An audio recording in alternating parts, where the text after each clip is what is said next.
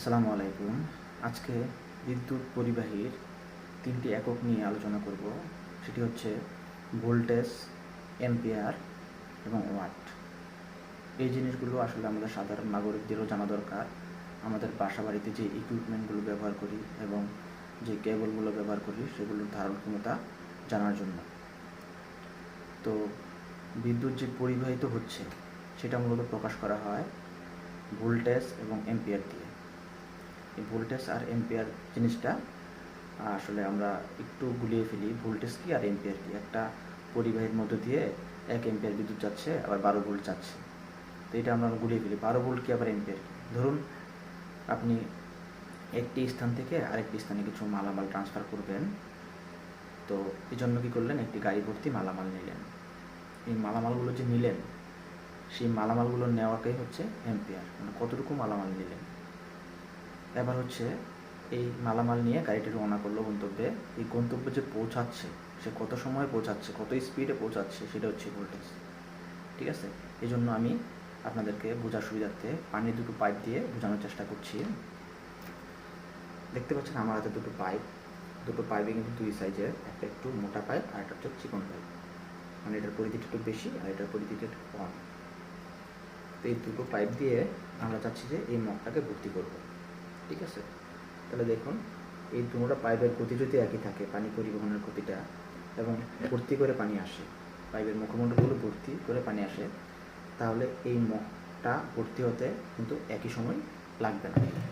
একটু খেয়াল করুন, এই মোটা পাইপটা দিয়ে মগটা কিন্তু তাড়াতাড়ি ভর্তি হয়ে যাবে, আর এই চিকন পাইপটা দিয়ে মগটা কিন্তু একটু সময় লাগবে, কারণ কি এটার পরিধিটা একটু কম। ঠিক আছে, তো এবার ধরুন আমরা চাই যদি এই চিকন পাইপটা দিয়ে ওই মগটাকে ভর্তি করব ওই সময়ে, যে সময়ে এটা দিয়ে ভর্তি হয়েছে, এটা কি সম্ভব? সম্ভব। কীভাবে? এটার গতিটা বৃদ্ধি করলে। এটাকে এমন একটা গতিতে নিয়ে আসলাম যেই গতির কারণে ওই মগটা ভর্তি হচ্ছে, তাহলে কিন্তু এটা সম্ভব। তো সেটাই হচ্ছে ভোল্টেজটা বৃদ্ধি করলে ওইটা পূর্ণ করা সম্ভব। তো এই যে ওয়াট জিনিসটা কি আসলে? ওয়াট জিনিসটা হচ্ছে এই যে পাইপটা ভর্তি হওয়ার পরে যতটুকু পানি এটাকে ভর্তি করতে প্রয়োজন হচ্ছে, কনজিউম করছে যতটুকু, সেটাই হচ্ছে ওয়াট। আমাদের বাসা বাড়িতে যে সকল ইকুইপমেন্টগুলো বিদ্যুৎ খরচ করে তার কার্য সম্পাদন করছে, সেগুলো কতটুকু খরচ করছে সেটাই প্রকাশ করা হয় ওয়াট দিয়ে। ঠিক আছে, আমাদের বিদ্যুৎ বিলটাও কিন্তু নির্ধারণ করা হয় ওয়াট দিয়ে, ভোল্টেজও না, অ্যাম্পিয়ার দিয়েও না। তো দেখুন ভোল্টেজ কিন্তু আমরা সাধারণত দুইটা ভোল্টেজ ইউজ করে থাকি, একটা ডিসি আর একটা হচ্ছে এসি। ডিসি ভোল্টেজগুলো আমরা যেগুলো ব্যবহার করি সেগুলো হচ্ছে সেল থেকে, ব্যাটারি সেল থেকে, যে লাইট ফ্যান, সোলার সিস্টেম থেকে যে লাইট ফ্যানগুলো ব্যবহার করি, বিদ্যুৎ চলে গেলে আমরা যেগুলো ব্যবহার করি সেগুলো সাধারণত 12 ভোল্টের হয়ে থাকে, তার মানে এটার গতিটা খুবই কম। আর এসি সিস্টেম যেগুলো আছে, ফ্রিজ, টেলিভিশন যেগুলো ইউজ করি, সেগুলো 220 ভোল্টের, তার মানে ওই বিদ্যুতের গতিটা কিন্তু খুবই বেশি।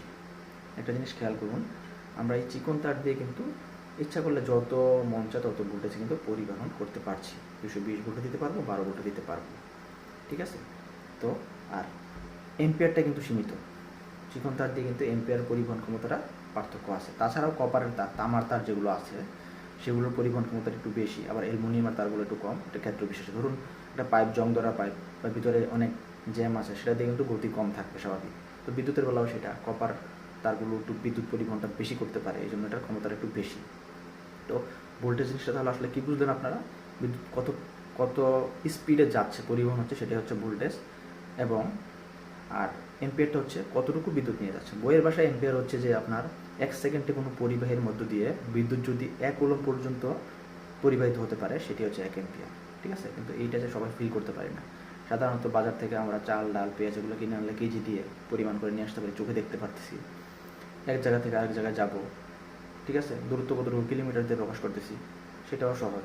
বিদ্যুৎটা আসলে একটু এরকম না, বিদ্যুৎটা কনজিউম দিয়ে ফিল করতে হয়। যেমন আমার হাতে এই লাইটটা হচ্ছে 5 ওয়াট। এই 5 ওয়াটের কিন্তু 2 প্রকার লাইট আছে, এসিও আছে, ডিসিও আছে। আমার হাতে একটা ডিসি, আবার সেমও আমার কাছে এসিও আছে। এসিটা কী হয়, 220 ভোল্ট দিয়ে বিদ্যুৎ চলে, আর ডিসিটা কী হয়, 12 ভোল্ট দিয়ে চলে। ঠিক আছে, এটা 12 ভোল্ট দিয়ে চলে।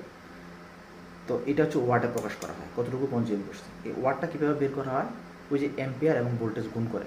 যদি কোনো একটা জিনিসের 12 ভোল্ট হয়, এটা যে 12 ভোল্ট হয়, ঠিক আছে, যদি 1 অ্যাম্পিয়ার এটা যদি কনজিউম করে, কথার কথাই 1 অ্যাম্পিয়ার, তাহলে 12 গুণ 1 সমান সমান 12 ওয়াট। তাহলে এই বাল্বটা 12 ওয়াট কনজিউম করে। এই 1 এম্পিয়ার তার দিয়ে সেটা চলে যেতে পারে। এই মনে করেন এটার ধারণ ক্ষমতা হচ্ছে 1 এম্পিয়ার, তাহলে এই পাইপটা দিয়ে 1 এম্পিয়ার দিয়ে পাইপটা চলবে। কিন্তু ধরুন এরকম 10টা লাইট ইউজ করবো, 10টা লাইট ইউজ করবো, তাহলে 10 এম্পিয়ার কারেন্ট কিন্তু এটা দিয়ে প্রবাহিত হতে পারবে না। তখন সেক্ষেত্রে কী লাগবে, ধরুন এটা 10 এম্পিয়ার বহন করতে পারে, এই তারটা লাগবে, মোটা তার, ঠিক আছে। তাহলে কি হয়, এই 120 ওয়াট। তাহলে দেখুন 120 ওয়াট ইউজ করতে কত মোটা তার ইউজ করা লাগতেছে।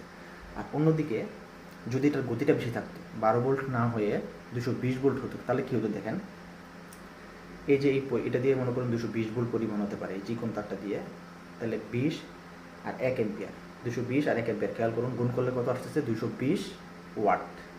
তাহলে দেখেন এই 1 এম্পিয়ার কারেন্ট দিয়ে কিন্তু 220 ওয়াট পর্যন্ত চলতে পারতেছে, আর এটা 10 এম্পিয়ার কারেন্ট দিয়ে আবার 120 ওয়াট।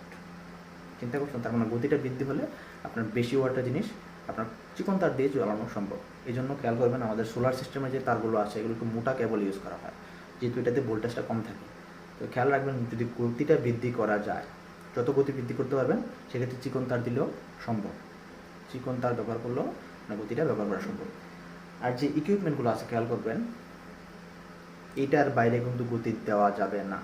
আপনার এই ইকুইপমেন্টটা কতটুকু গতি সহ্য করতে পারবে তার উপরে দিলে কী হবে, নষ্ট হয়ে যাবে, এবং এর চেয়ে নিচে দিলে এটার কার্যক্ষমতা কমে যাবে। এটা যতটুকু ব্রাইটে জ্বলার কথা সেটা ততটুকু ব্রাইটে জ্বলবে না। এটা হচ্ছে মূল জিনিস। আপনারা এই জিনিসগুলো বোঝার চেষ্টা করবেন। আর একটু খেয়াল করে আমি সংক্ষিপ্তভাবে বলে দিচ্ছি, কতটুকু গতিতে বিদ্যুৎ যাচ্ছে সেটাই হচ্ছে ভোল্টেজ, এবং কত পরিমাণ বিদ্যুৎ যাচ্ছে সেটাই হচ্ছে অ্যাম্পিয়ার। আর ওয়াটটা হচ্ছে আপনারা কনজিউম করবেন যে জিনিসগুলো সেটার উপর নির্ভর করে এই কনজিউমার জিনিসটা। দেখুন কথার কথা ধরুন এটা 12 ওয়াট ডিসি, ঠিক আছে, 1 এম্পিয়ার কারেন্ট নিচ্ছে। যদি 220 ভোল্ট 5 ওয়াট হইতো, 12 ওয়াট হইতো, তাহলে এটা কিন্তু খুব কম এম্পিয়ার কারেন্ট সরবরাহ করা হতো। কারণ 1 এম্পিয়ার যদি 220 ভোল্ট হয়, তাহলে আমরা 1 গুণ 220 গুণ করলে 220 ওয়াট। আবার যদি আধা এম্পিয়ার দ্বিগুণ করি তাও 110 ওয়াট, কিন্তু আধা এম্পিয়ারও না, এটা প্রায় 0.1, 1 এম্পিয়ারের 10 ভাগের 1 ভাগ, 10 ভাগের 1 ভাগের চেয়েও কম কারেন্ট দিলেই কিন্তু এটা এসি হলে চলতো, খুব কম। মানে চিকন তার দিয়েও এটা এসি কারেন্ট হলে চলবে, কিন্তু ডিসি কারেন্ট হলে কিন্তু খুব মোটা কেবল লাগতেছে। এই জন্য এসি আর ডিসি কেবলের ভিতরে পার্থক্য হয়ে যায়। তাছাড়াও আরও কিছু পার্থক্য আছে, যেমন কপার তারের ভিতরে কিছু খেয়ে আছে, তারের যে আগাগুলো দেখতে পারেন 1টা 2টা 3টা এরকম খেয়ে থাকে, যত বেশি খেয়ে থাকবে এটার ধারণ ক্ষমতাটা একটু বাড়তি হয়ে যায়। বিদ্যুৎ কিন্তু তারের খেয়ের ভিতর দিয়ে প্রবাহিত হয়ে আসে না, বিদ্যুৎ তার সারফেসটা ঘুরে ঘুরে আসে। এই জন্য যত বেশি খেয়ে থাকবে তত বেশি বিদ্যুৎ পরিমাণ ক্ষমতাটা বেড়ে যাবে। তো ধন্যবাদ। যদি কোনো ভুল হয়ে থাকে অবশ্যই আপনারা কমেন্ট বক্সে জানাবেন, অবশ্যই কমেন্ট বক্সে জানাবেন। আর যদি ভিডিওটা কিছু শিক্ষণীয় হয়ে থাকে অবশ্যই আপনারা সেটাও জানাবেন, এবং চ্যানেলটি সাবস্ক্রাইব করবেন, লাইক দিবেন, পাশে থাকবেন। ধন্যবাদ।